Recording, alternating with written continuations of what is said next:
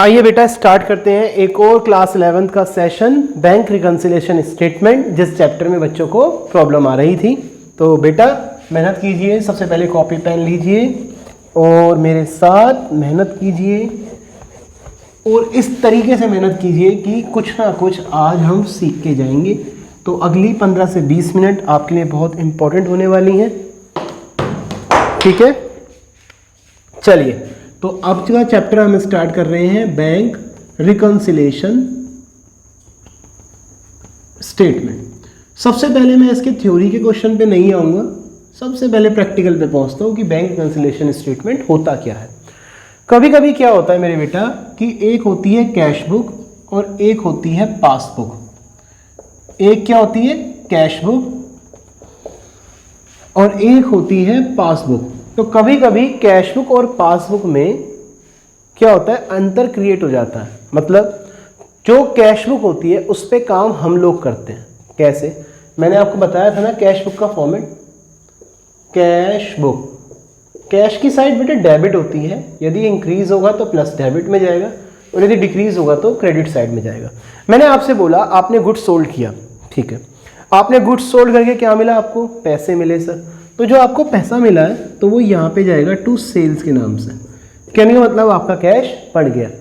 तो cash book में काम किसने किया, हमने किया। कभी कभी क्या होता है कि आपने काम अनजाने में नहीं किया, यानी कि कुछ मामला जो है वो पैसे का लेन देन का आपको पता ही नहीं चला। कैसे पता नहीं चलेगा, जैसे आपने यहाँ पे करी, ये है पासबुक। पासबुक आपने देखा होगा, बैंक आपको देता है एक किताब जिसमें लिखा होता है कि इतने पैसे आपने जमा करे, इतने पैसे आपको ब्याज के मिले, इतने पैसे आपने निकाल लिए। इस बारे में बात आती है। सपोज बैंक ने ब्याज दिया, बैंक ने ब्याज दे दिया, आपको पता ही नहीं चला।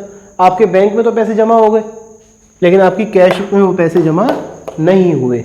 होगा क्या, आपकी कैश बुक और आपकी जो पासबुक है वो मैच होना चाहिए, उसका जो बैलेंस है वो सेम रहना चाहिए। लेकिन हुआ क्या कि कैश बुक में तो वो चढ़ा नहीं और पासबुक में वो बैंक में यानी जो पैसा ब्याज का है वो चला गया। अब इसको दोबारा से समझते हैं। एक होती है कैश बुक, एक होती है पासबुक। कैश बुक में काम कौन करेगा, हम करेंगे, और पासबुक में काम कौन करेगा, वो बैंक करेगा। मान लीजिए आपने 1000 रुपये बैंक में जमा कर दिए, तो आपने क्या करा, आपने बैंक में पैसे जमा करे, आपकी कैश बुक क्या हो गई, कम हो गई। आप यहाँ लिखेंगे बाय बैंक। आपने अपने पास से पैसे कम कर दिए और आपकी पासबुक में बैंक ने वो पैसे क्या कर दिए, प्लस कर दिए। यानी काम बिल्कुल सही हो गया, बैंक रिकंसिलिएशन की जरूरत नहीं पड़ी।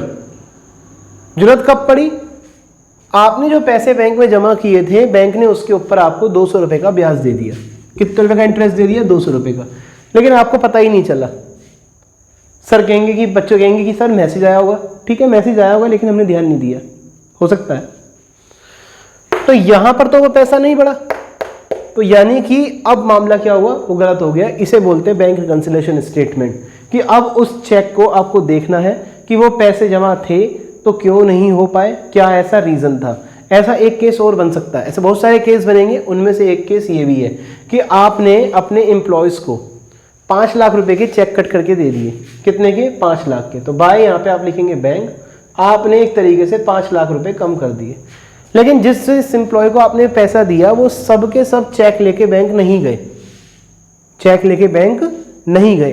बैंक में से पेमेंट जब होगी जब चेक आएंगे। जैसे एक आया मेरे पास, ए आ गया, उसका 50,000 का चेक था, बैंक ने क्लियर कर दिया। ऐसे करके 3,90,000 रुपए के चेक की पेमेंट हो गई, लेकिन 1,10,000 की अभी पेमेंट नहीं हुई। वो लोग अभी तक नहीं गए, क्योंकि बैंक की जो चेक होता है ना उसकी लिमिट 3 महीने की होती है। हो सकता है वो नहीं जा पाए, उनके पास टाइम नहीं था, वो किसी तरीके से नहीं गए। तो यदि वो नहीं गए तो कैश बुक और पासबुक में एक जो डिफरेंस है वो क्रिएट हो जाता है, और जो डिफरेंस क्रिएट होता है उस डिफरेंस को हमें ठीक करना होता है और उसे हमें चेक करना होता है, और उसे बोलते हैं बैंक रिकंसिलिएशन स्टेटमेंट। बात समझ आया।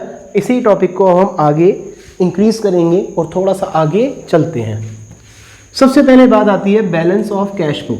पहला टॉपिक क्या ये दिए, और अच्छे से जो मैं बताऊं उसे लिखते चलिएगा तो ही क्लियर होगा। Balance of cash book. तो जो कैश बुक है उसका बैलेंस होता है डेबिट। फिर लिखिए बैलेंस ऑफ पासबुक, जो पासबुक है उसका बैलेंस है क्रेडिट। फिर लिखिए balance of overdraft as cash book, जो कैश बुक है उसका ओवरड्राफ्ट क्या है, क्रेडिट। ओवरड्राफ्ट ऑफ पासबुक क्या होता है, वो होता है डेबिट। तो सबसे इजी तरीका जो मैंने आपको बताया, सबसे पहले आपको ये याद रखना है, कैश बुक का बैलेंस क्या होता है, डेबिट होता है। लेकिन यदि आपने जमा से ज़्यादा पैसे निकाल के रख रखे हैं तो उसे बोलते हैं ओवरड्राफ्ट। ऐसे ही ओवरड्राफ्ट बैंक का होता है। तो आपको ये 4 बैलेंस याद करने हैं, balance of cash book debit, overdraft होता है कैश बुक का क्रेडिट।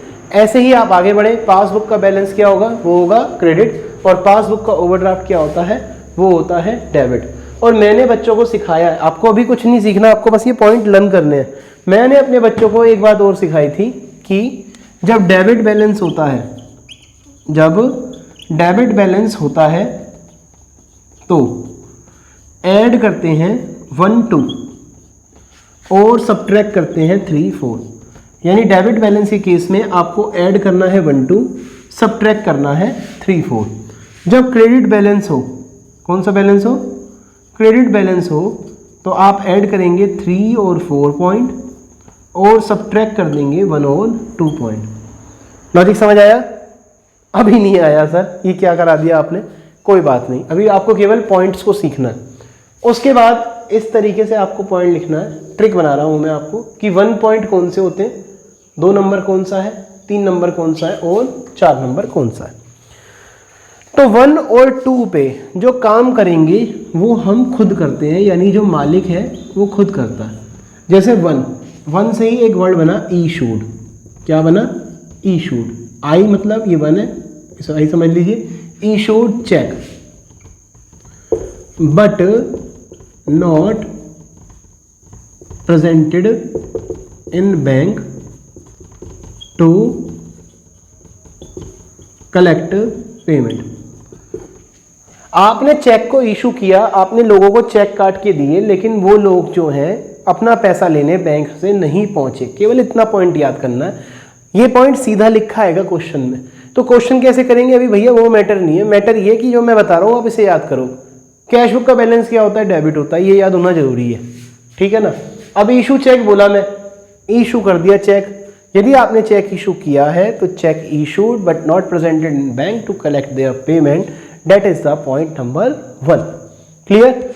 सेकंड पॉइंट पे आता है कस्टमर, कस्टमर टू, तो आप याद करेंगे customer direct deposit money in our bank. Customer ने डायरेक्ट जो पैसा है वो हमारे बैंक में जमा कर दिया। जब कोई कस्टमर आपके बैंक में जाके पैसे जमा कर देगा तो आपकी पासबुक तो बढ़ जाएगी, लेकिन कैश बुक पे फर्क पड़ेगा। तो इसलिए ये जो पॉइंट होगा ये नंबर 2 होगा। और जब हम डेबिट बैलेंस की बात करेंगे, बैलेंस है एज पर कैश बुक, तो डेबिट बैलेंस में आप ऐड करेंगे 1 2 और जो सब्ट्रैक्ट है वो कर देंगे 3 और 4। लॉजिक समझ आया? केवल पॉइंट का लॉजिक सीखना है बेटा। कस्टमर की बात आए, डायरेक्ट डिपॉजिट करे तो वो नंबर 2 है। कस्टमर कस्टमर कस्टमर, यदि कस्टमर की बात आए तो वो नंबर 2 है। क्लियर। ऐसे ही आएगा बैंक गिवन इंटरेस्ट, यानी अपने आप से पैसे जमा हो रहा है, बैंक ने ब्याज दे दिया। इसका एक और पॉइंट होता है बैंक क्रेडिट इंटरेस्ट, बैंक ने इंटरेस्ट को क्रेडिट कर दिया। एक और पॉइंट आएगा interest on investment collected by bank. ये पॉइंट आपको कंफ्यूज करेगा, कलेक्टेड 2 बार आएगा। इंटरेस्ट ऑन इन्वेस्टमेंट का मतलब होता है कि आपने कहीं पे पैसा इन्वेस्ट किया हुआ है, उस इन्वेस्टमेंट पे आपको ब्याज मिला है और वो ब्याज जो है आपने जमा कर दिया है। तो interest on investment collected by bank, bank ने उसको कलेक्ट किया, that is the number 2। Third number में बात आती है बिल। इसे हमने याद करा हुआ है 3 तिगाड़ा काम बिगाड़ा। बिल सेंड टू बैंक या फिर cheque send to bank, both for collection but not collected. लेकिन जमा नहीं हुए। तो जब आपने बिल जमा करने भेजे लेकिन जमा नहीं हुए तो इस पॉइंट को आप बोलेंगे point number 3, that is a 3 Tigra काम बिगड़ा। क्लियर हो गया। लास्ट में बात आती है 4 पॉइंट। देखिए 4 लिखा है, चार्जेस याद कर लीजिए, चार्जेस। कुल मिला के बैंक से पैसा निकला, बैंक से पैसा निकला, तो ये 1 और 3 जो पॉइंट है याद करिएगा, मैंने स्टार्टिंग में शायद कुछ गलत बोला। 1 और 3 पॉइंट ऑनर करता है, 2 और 4 पॉइंट और लोग करते हैं, जिससे हमारी पासबुक और कैश बुक पे क्या होता है, फर्क पड़ना लग जाता है। तो charges charge by bank, charges charge by bank या डेबिट बाय बैंक, यानी बैंक ने पैसे निकाले। तो भाई जब कोई बैंक आपके खाते से पैसे निकाल लेगा तो याद रखिए होगा क्या, बैंक ने पैसे निकाले, आपकी जो पासबुक है वो कम हो गई, लेकिन कैश बुक पे पता ही नहीं चला। बैंक से पैसा कम हो गया लेकिन कैश बुक वही की वही रही। कैश बुक केवल एक बुक है जिसमें आप अपने डेटा को रिकॉर्ड करके रखते हैं, जिससे आपको पता चल जाता है कि हमारे पास इतना पैसा होना चाहिए, इतना पैसा हमारे पास आया है। तो यदि बैंक में लिखा है डायरेक्ट डेबिट बाय बैंक, तो इसका मतलब समझ जाना कि आपके बैंक से पैसे कम हुए हैं। और यदि डेबिट बैलेंस होगा तो 1-2 जुड़ता है और 3-4 घटता है। क्रेडिट बैलेंस में 3-4 जुड़ता है और 1-2 घटता है। आपको केवल इतनी बात याद करनी है। तो यहाँ पे बात आई डेबिट बाय बैंक, तो ठीक है मैं समझ गया। यदि कभी भी चार्जेस को डेबिट किया जाएगा डेबिट बाय बैंक तो वो नंबर 4 होगा। आपको ये पॉइंट याद करने बहुत ज़रूरी है।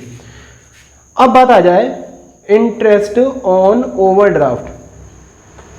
याद कर लीजिए चार्ज मतलब 4 ही है, charge by bank.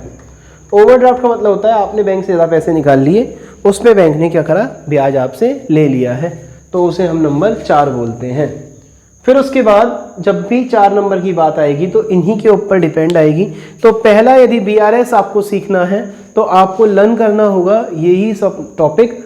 Next video में मैं आपको लेके आऊँगा, तो उसमें मैं आपको सिखाऊंगा कि इन क्वेश्चंस को कैसे सॉल्व किया जाता है। लेकिन नेक्स्ट वीडियो पे जब ही जाया जा सकता है जब आप लोगों को पता हो कि किस तरीके से हमें बैंक को क्रिएट करना है, पैसे किस तरीके से कम करने हैं, क्या इसमें मैंने आपको पढ़ाया है। इसमें पहला पॉइंट आपको यही याद करना है, डेबिट क्रेडिट। फिर आपको याद करना है 1 2 3 4। फिर छोटी सी बेसिक कीज़ बनेंगी। सेकेंड वीडियो में मैं आपको पढ़ा दूंगा कि क्वेश्चन कैसे सॉल्व करते हैं, वो आप लोग सीख जाएंगे, इसमें कोई प्रॉब्लम नहीं आने वाला। जो उसकी अगली वीडियो होगी उसमें सिखाऊंगा कुछ इस पे स्पेशल इंपॉर्टेंट पॉइंट्स। क्लियर। तो नेक्स्ट वीडियो में मिलते हैं बेटा। God bless you. और कोशिश करना कि जितना अच्छा हो सके आपको ये सब सीखना